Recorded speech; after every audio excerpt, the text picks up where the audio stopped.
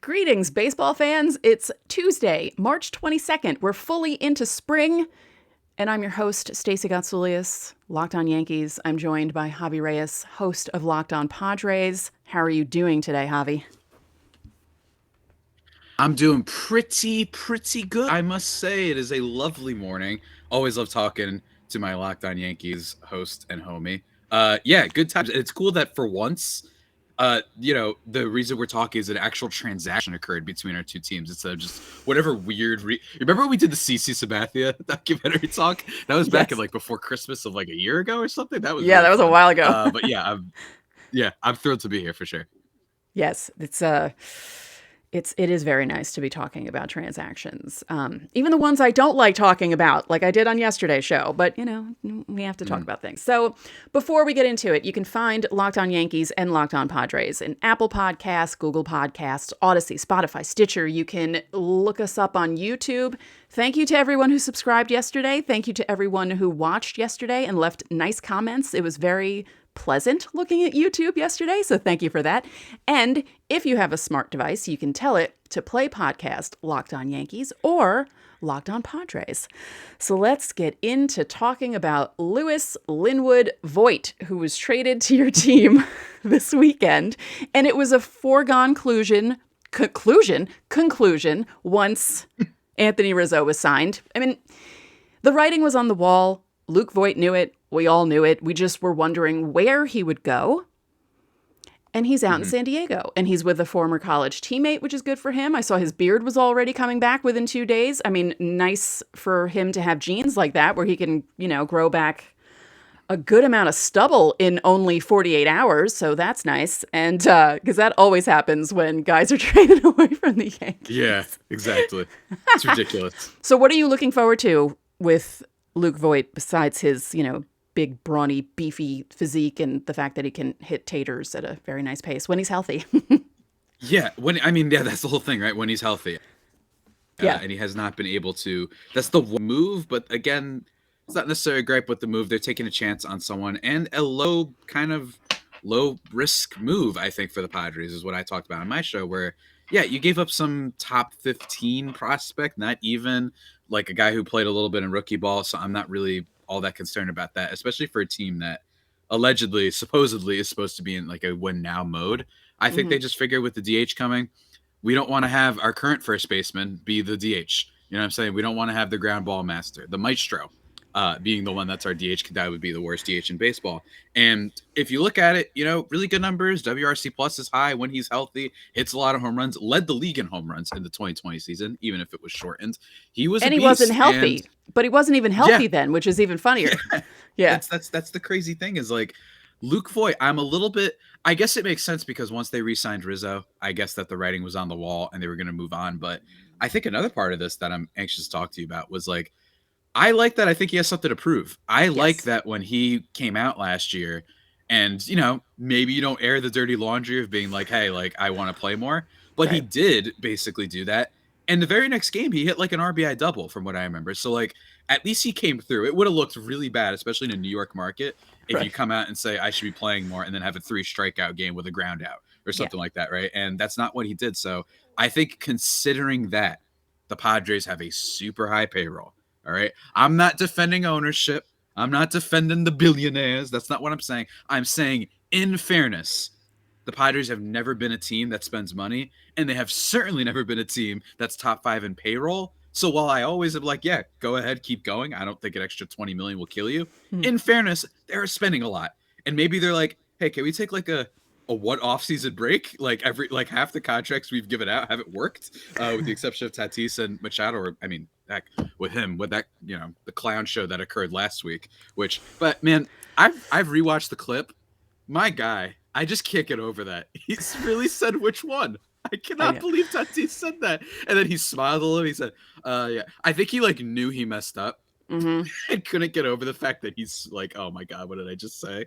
I'm going to date myself with this, but it's the episode of Friends when Chandler reveals to Rachel that Ross is in love with her and he wants to like pull it back into his mouth and rewind time. That's basically what Tatis was like when he said that in that moment. It was the same kind of thing. Like, oh no, what did I do?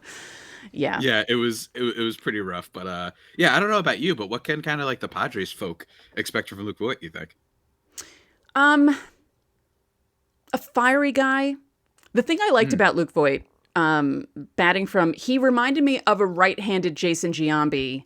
His stance hmm, is very similar. His body type is very similar. The way he plays defense is similar, although he's better than Giambi, but not as good as at yeah, scooping up balls at first base. So if you need him to play first base, he can. Just don't expect, acrobatic things yeah, out there from Luke Voit.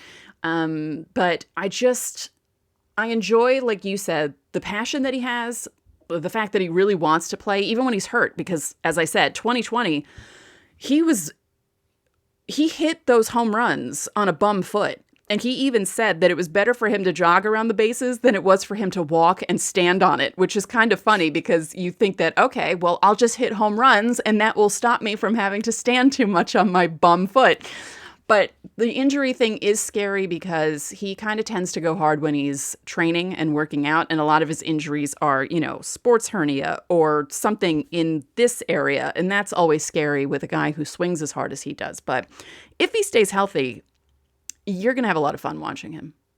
Yeah. hmm, yeah, Yeah. and that's my thing is given our first base situation, it's not going to be unless some other trade happens. Yeah, we still have Michael Conforto is the last big free agent out there, kind of. But and I understand that like Brian Reynolds and Ramon Laureano and there's some other guys out there, but theoretically, the last move the Padres would probably want to make is trading away their first baseman, who must not be named. I don't know if they're going to be able to do that, and I also don't know if it's exactly worth it. Right. Because when you consider things, it's like, hey, I mean, they are saving some money next year. The salary is about $7 million less, which is cool. It was front loaded, so it saves you some money there. You're going to have Will Myers off the books. That's about like 27 million that frees up next year. So I don't know if it's as desperate and awful. Is it annoying? Yes, it is very, very annoying that he can't even be better than, oh my God, like better than what LeMahieu was last year. You know what I'm Mm-hmm. saying? Like, can he be better than that last year? No. Even a down season where he slapped the ball with the strength that I think I had, our guy was still worse than DJ LeMahieu last year. So it was that's frustrating. But I also just think depleted farm system. Does it make sense for you to give up a lot of assets and not get anything returned just to get rid of this guy right now? I Right. don't know. I don't know. I know all the Padres fans were like, trade for Olsen, trade for Matt Olsen. It's like, Yeah. yeah, all right, dude, and I want Mike Trout on my team. Like, you know what I'm saying? Like, it's not that simple. And I think that, unfortunately, his contract is one of the reasons they've probably been hamstrung to give out bigger deals. And that's why I like the Luke Voit thing, because most days he's not going to play first, but he will some days. And I'm curious, one thing that I raised on my podcast is Bob Melvin isn't some extension of the front office. This is a guy who's had his own thing. And I'm wondering if he's going to have the cojones, to be like, hey, dude, you've been really, really bad lately. I'm actually going to bench you for a little bit. And that was one thing that drove Padres fans insane last year when they're having their collapse. Yeah. Why is it that everyone in the lineup got a break before him?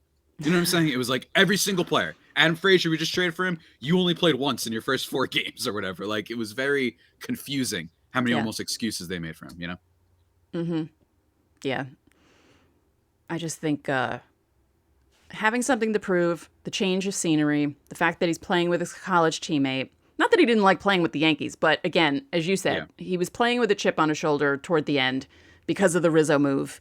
The Yankees did need left-handed bats. I was just shocked that they went after Rizzo during the trade deadline. That was surprising. Gallo, I wasn't so surprised about because his name was always linked to the Yankees, and eventually I Yeah. figured they would get him. But the Rizzo thing was really shocking. But Voit was hurt at the time, so they needed someone to play first base that wasn't DJ LeMahieu. So it made sense at the time, and again, the writing was on the wall then. So yeah, I think you guys have good things to look forward to. And speaking of things to look forward to, the NCAA tournament is upon Mm. us, and it is crazy. It is absolutely nuts. I love that high seeds are falling to low seeds. I had mentioned it yesterday. St. Peter's Peacocks, Jersey City, hell yeah.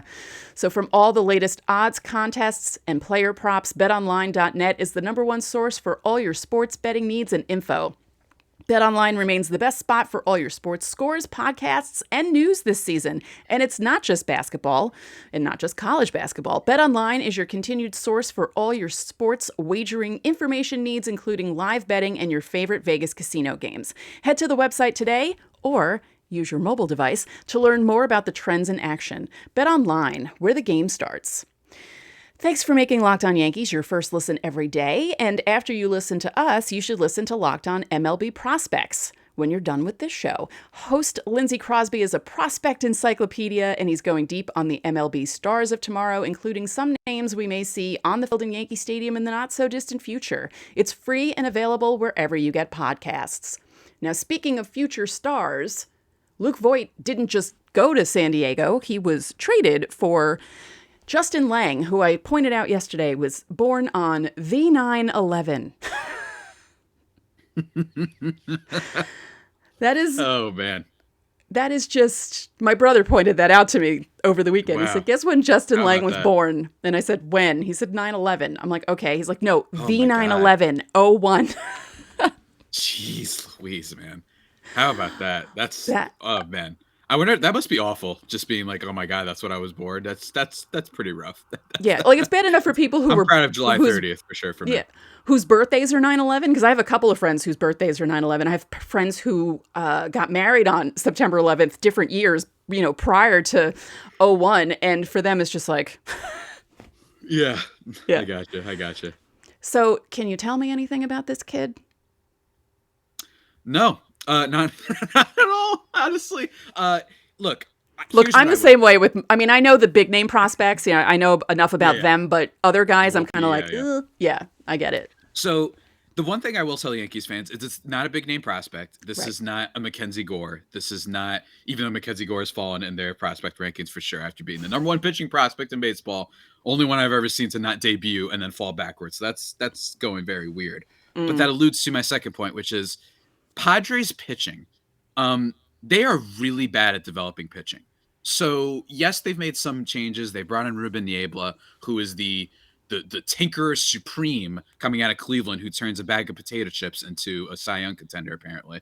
And that's nice, right? They bring him Melvin. They've clearly made some moves that they're trying to adjust their organizational like strategy and philosophies and stuff, because pitching has not been their strongest suit. You look at everybody. Chris Paddock has a great rookie year, right? You look at Blake Snell with Larry Rothschild, who is a connection between us, right? And everybody was blaming him. He gets fired. Blake Snell immediately great once Larry Rothschild leaves. So they've been really bad at pitching stuff. So if you're a Yankees fan, I would look at this as maybe this is a good bench piece for the future and not just some whatever guy, because the Padres are so bad at developing pitching. Like literally that's how I would view it. If it was a hitter, the Padres are actually pretty decent at developing batters. But when it comes to the pitching side of things, I mean, you can look back at the older days and with Andrew Kashner, who was like a top level prospect and had one good season and he just never kind of put it together. It's very rare. Tyson Ross was a guy that was very good for like 1 or 2 seasons, right? Like they never come through though. And that's one of the things. Chris Paddock right now has had an ERA like above 5 ever since that great rookie year. So if I'm a Yankees fan, I'm looking at as, yes, this is probably not a guy that we're going to be paying too much attention to. He's not a top level prospect, but given that we were getting rid of Luke Voit anyway, yeah, I would love to take lottery tickets on Padres pitching prospects, because most likely that team doesn't know what they're doing. And the Yankees, I think low key, pretty good at developing pitchers. Where'd Nestor Cortez come from? I don't know. Like they find ways to like bring up pitchers. Meanwhile, the Padres last year, just for some context, they had to bring in Jake Arrieta and his, self and Vince Velasquez. And that was just how desperate they were, because they had no depth or they just didn't know how to develop pitchers. So it was really rough. Yeah, the Larry Rothschild thing really drives me crazy, because I feel like he nearly ruined Sonny Gray. And I think that if the Yankees had a different pitching coach when Sonny Gray was here, things would have worked out a lot differently for Sonny Gray. So, yeah. Oh, yeah, Sonny Gray. I forgot about that. That was incredible. I will never get over the Sonny Gray thing. I say it all the time. 98 ERA that he just immediately leaves and is better. Well, that's just... And it's funny because during that off season, I was like, yeah, they should trade him. And then I did a show where I was talking about how he was pitching. And I can't remember if I think I may have read an article that broke down the pitching and what the Yankees were making him do. And I basically switched from yes, you should trade him to don't trade him, develop pitching better by the end of the show. And Sully tells me all the time that it's one of his favorite shows of mine because he said, it's unbelievable the turn that you made in 20 minutes from trade him to don't trade him. So yeah, I'm still angry about that. Was it 4 or 5 years, 4 years later? So yeah. Yeah, sometimes things aren't as simple. You know what I mean? Sometimes teams, it could be playing in a big market, or it could be that they don't know how to develop pitchers.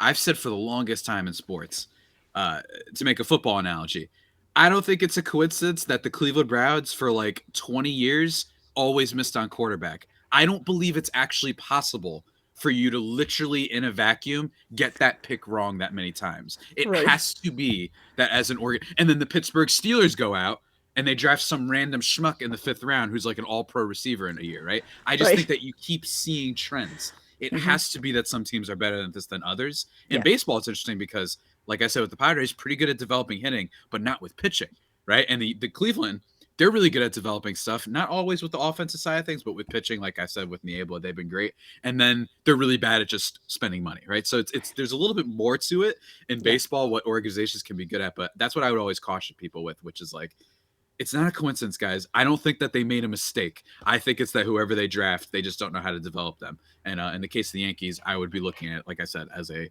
buy low guy who isn't going to help you for a while, but at least it's a pitching prospect for the Padres. So you never know if he's a Cy Young winner in a few years. You just never know. Right. Yeah. Talking about the whole pitching and making guys do things that either they don't want to do, in the case of Sonny Gray, where they were making him throw a pitch that he wasn't as comfortable with over the pitch that he was most comfortable with. It's like, why are you doing this? And then my all-time favorite ever thing that the Yankees screwed up pitching-wise. Starting Davy Garcia in that playoff game and then bringing J-Happ in the second inning when they know that J-Happ didn't like coming into games. Yeah. What? Yeah. Well, it's good you have a great manager to make those decisions, you know? The one thing I will say, I am thrilled that Hensley Mullins was hired by the Yankees, finally, 4 years after they should have hired him for manager. Thank you. At least he's on the team, and at least he's there, and maybe if Boone really screws up at some point, maybe he'll jump into the manager. Yeah. Ugh. Could happen. I know it's not easy to be a manager. I know that there's a lot of working parts and you need to do a lot of things, but I feel like the combination between Boone being a manager that never managed on any level and the moves that the Yankees front office made in the last 5 years screwed up Aaron Judge's prime with the Yankees. And things should have gone a lot better and they didn't. And that's going to annoy me for the rest of my life, honestly. So, yeah, there's a lot of stuff that just drives me crazy about that. But I don't want to. I want to be more positive today because yesterday I was railing on Hal, and I keep calling him Hal like I know him. Mr. Hal Steinbrenner, Harold Steinbrenner. I don't know why he's Hal. That's a 60s thing. He was born in 1969, and people who were named Harold were called Hal instead of Harry. How would the world be if he was Harry Steinbrenner? Like, how different would that be? I think they'd like him more. Yeah. Honestly. Harry seems a little bit more like, Harry, what's going on, Harry? And Hal is like Hal. Like, that's a rich person name. Yeah. I actually think there'd be a little bit of a more leeway. Yeah. I really do. I think that would be a big time thing for them. Yeah, I think so too. So let's talk about cars, Javi. I don't have one.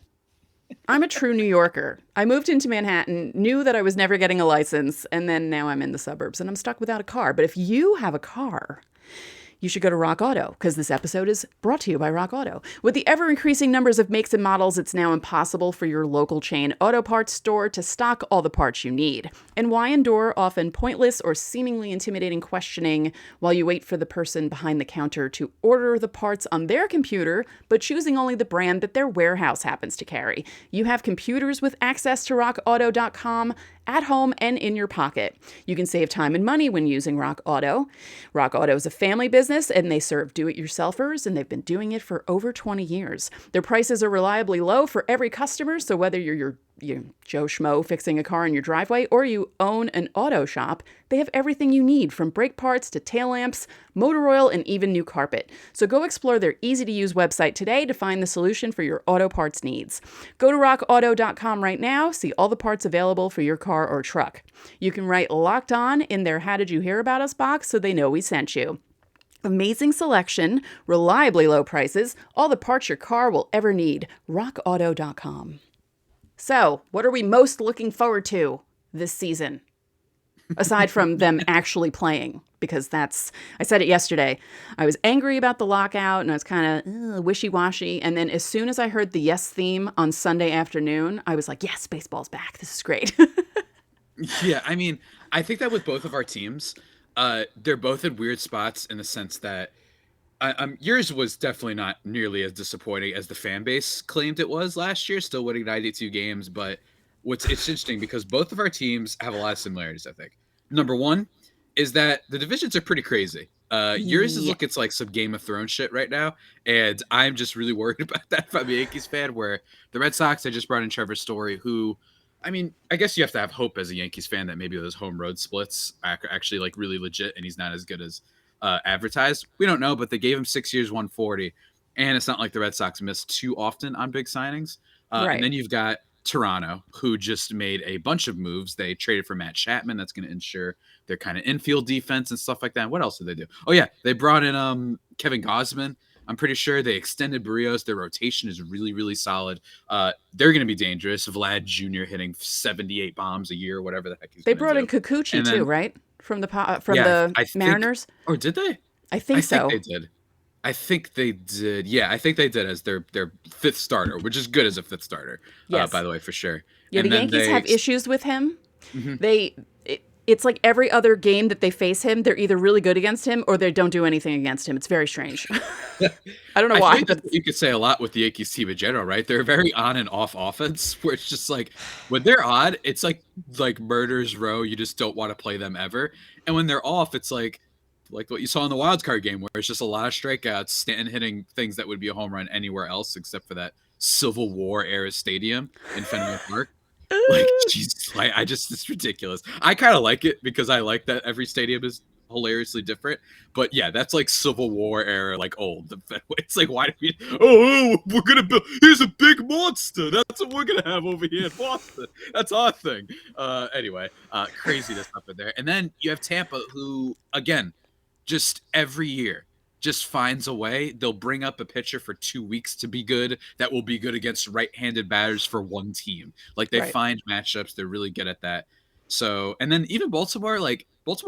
I don't think that they're as much of a pushover. I think they're going to get better. They got some good prospects coming up. So I think in a lesser division, and they have a few good, annoying hitters on that team that if they were on another team, they would be well-known names. But because they're on the Orioles and the Orioles aren't great, people don't really know much about them. Exactly. Cedric Mullins. Exactly. Cedric Mullins. Mountcastle might be awesome this year. He's also got an incredible last name. So I think your division's awesome. And for my division, not as stacked, but you could argue that the two best teams in baseball are in the NL West with the Giants and the Dodgers, both of them winning over 100 games last year. That was not fun. So that's a lot to deal with. Right. And I think the second point of similarity is that both of our teams, despite kind of a disappointing end to their seasons, they didn't make like crazy big moves that I think a lot of people are used to, right? So the Yankees, they did at the trade deadline, but they didn't really do. They re-signed Anthony Rizzo, and I guess they're going to probably get ready to extend Aaron Judge. And then my team, they traded for Luke Voit, signed Nick Martinez, who may or may not be someone that has a family relative that hates me. I don't really know exactly. We'll have to figure that out as the season goes along. And they brought in Robert Suarez and a couple, like another bullpen guy, and that's basically it. So we're both in kind of a situation where I think fans weren't exactly jumping up and down this offseason. And I've been talking for a while, so now I'm going to let you talk. Well, yeah. It's annoying that the Yankees' payroll is so high, but not well allocated. And it's also annoying to hear because the Yankees are so profitable that who cares about the luxury tax pen? Like, who cares? Yeah. Just spend. And the other thing, I said this on yesterday's show. So if you're watching again, I apologize for repeating myself, but I will say it. I think adding Steve Cohen to the mix and having him not so far away and just throwing money out like he's, well, he is the richest guy in baseball. And having that and seeing them do what they did, getting Scherzer and doing all these moves, angered Yankee fans because they think the Yankees should be doing the same thing, but Hal is not like that. And we spoke about this. Mm-hmm. Hal is very straight-laced, very business thinking. That's what he got his degree in. His brother, the late Hank, was crazier like his father. And I feel as if the Yankees would have benefited from having an owner who was part Hal, part Hank, kind of mixed together and not so straight-laced and not so worried about the money. You're the Yankees, for the love of God, like live up to the evil empire moniker, because you haven't in a really long time. And, I say it all the time. I'm actually shocked that they went after Garrett Cole and that they got him. But what have they done since then? Nothing. Like all these big names were out there this season. Yankee fans thought at least one. They figured the Yankees would get at least one of them, and they did not do that. No offense to Anthony Rizzo. He was not one of the bigger names out there. I'm talking Correa. I'm talking Seager. I'm talking Story. I'm talking even Marcus Semien. Like all those guys that were out there, and the Yankees did not do anything. There's a ton of pictures available too. Yeah. I mean, people forget sometimes because basically post-lockout, the only major kind of domino left to fall was Carlos Rodon, who, of course, signed with the damn Giants because I hate everything. But, like, you had Stroman, you had Robbie Ray, you had Kevin Gausman, you had, like, a lot of pitchers. This wasn't last year where it was, like, you had Marcus Stroman, who then ended up taking the qualifying offer, and then you had another guy who ended up signing with the Dodgers that I don't even feel like saying his name on the podcast, and that was basically it, right? So that was this. I think people forgot, like, this was such an obscenely stacked free agent class, and it's just that it was split up into two halves. It was like part one and part two. Yeah, because the lockout really screwed things up I forgot Max Scherzer signed with the Mets, so when they referred to him as Mets pitcher Max Scherzer when the negotiations were happening, I thought, oh, right, that did happen. Because it feels like pre-lockout was 3 years ago.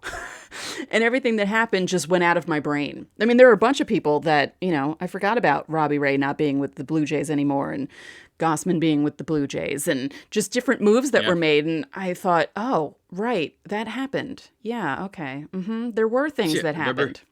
Remember how nuts the Rangers went? John Gray was another name people were interested. They signed him. They signed Marcus Semien. They signed Corey Seager. It was nuts.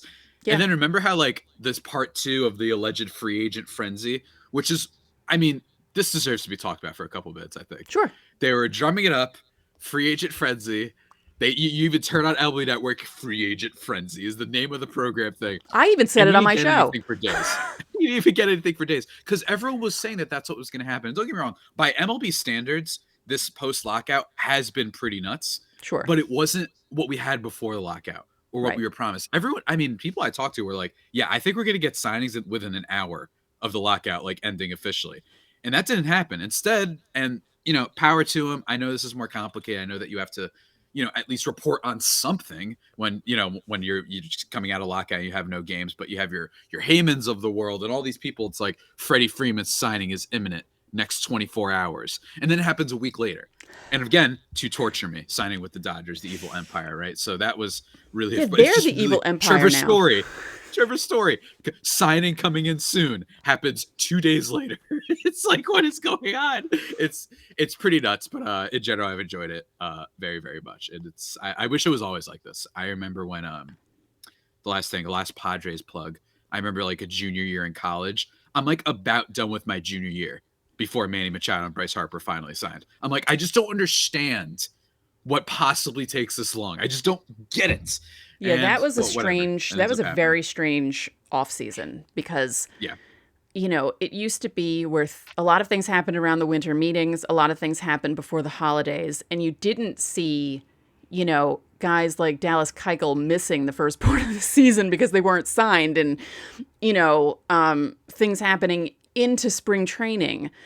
When CeCe and AJ and Tex were all announced by the Yankees, that was all December. Swisher, the trade, that all happened December of 2008. And pretty much the team was set up before the new year.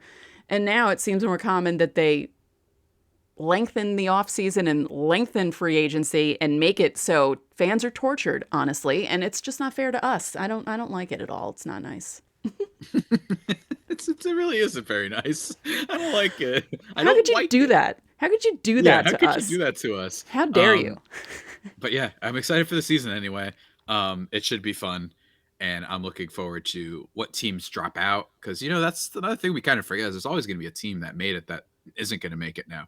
I'm looking forward to the Phillies giving up 70 runs a game while hitting for 80 runs a game. That should be fun with their defensive outfield. And with the Yankees, I think we have the best potential in a while for like a Mets Yankees like real true blood feud, even though they're not going to be playing each other as much. But I think those games are going to be awesome. I mean, that was kind of the last highlight of the Mets season was the Lindor 3 home run game, the beef with Stanton, which was so random. I was like, I don't know where this came from. This is great. Like, this is great theater. And you know me, I love Francisco Lindor. I would do anything for my guy. But I think it's going to be a lot of fun. I think there's a lot of cool storylines this year. And yes, the Dodgers are awful, but they've only won in a truncated season. Despite all the budget and everything, they've only managed to win a 60-game season. So as much as they like to talk smack, you're still more known for choking at this point. Let's just be honest. I'm just saying, let's just be honest. Let's just be honest. Like they're more now, don't get me wrong, great franchise. But let's be honest, and you're not as bad as the Rays. The Rays are the ultimate. I've had enough. Enough. I've had enough of the Rays are a great organization. I got an idea. Win a title. Then you can put yourself in the S tier of franchises. All right? Spend money on one guy one time. All right? Yeah, you're great at the regular season. It's awesome. Congratulations. You're the Utah Jazz. You're really great in the regular season, never go anywhere farther. Is that what you want to be? It's a good organization, but you're not in that S tier yet, along with the other franchises in the league. You just can't be. You can't be. You got to win once. I am not saying anything. I'm going to be good about this. I'm just going to... So, Javi, tell everyone where they can find you, your writing, anything else that you're doing. Yeah, for sure. Javipeno, JAVIIPENO on Twitter. I tweet about a bunch of things, including baseball, but not always baseball. And then at @LO_Padres, where I always tweet about baseball and Padres stuff. I've been very much fascinated by the Padres social media game lately, posting these little videos of guys answering questions, like what happens Yankees in are doing that too. Hot dog sandwich stuff, which is the most overused topic of discussion I think ever, but still, it's really fun, really entertaining. Blake Snell is a treasure. And then also YouTube, Locked On Padres. I'm not almost there, but I'm trying to get to that 300 subscriber mark. So everybody could go check that out if you want to see me and what hat I was wearing. Still haven't revealed the haircut yet to the public. It has been shaved up here, but I'm not revealing it just yet. And then, yeah, I've been writing over at justbaseball.com, which is a great website. Lots of good content. We've got cool stuff coming out there, a bunch of projects, and good times ahead, I hope. Nice. Yeah, the Yankees are doing the same questions, and I was saying it on yesterday's show. They asked, are there more doors in the world or wheels in the world? And Joey Gallo had the hardest time answering that question, and I thought it was the funniest thing ever. So, but he seems to have problems answering every question. Like, he really thinks about it, where other guys are just firing off answers. He's like, well, wait, what about this? So he's become my new favorite Yankee. And he's fun. I hope he does better. I'm rooting for him. I'm trying to come up with a segment name, because I am going to do a segment within a segment about Joey Gallo probably all the time, which will thrill Bryce Paterick, as I told everyone on yesterday's show. We will be doing a crossover with Bryce later in the week, where he will discuss Isaiah Kiner-Falefa and his love for Joey Gallo. But for now, that's it for this episode of Locked On Yankees, which is part of the Locked On Podcast Network, your team every day. Javi and I would like to remind you that you can listen to both of our shows in Apple, Google, Odyssey, Spotify, Stitcher. You can watch us on YouTube, and please subscribe to both channels if you can. And when you get into your car, you can tell your smart device to play podcast Locked On MLB. Now make your second listen of the day Locked On MLB. Paul Francis Sullivan, please call him Sully, brings you his unique perspective on the major leagues, both past and present. It's free and available wherever you get podcasts. One more thing, if you could be so kind, please rate the podcast and spread the word about this podcast to your fellow Yankee fans. We would really appreciate it. So enjoy your Tuesday, and we will talk to you tomorrow.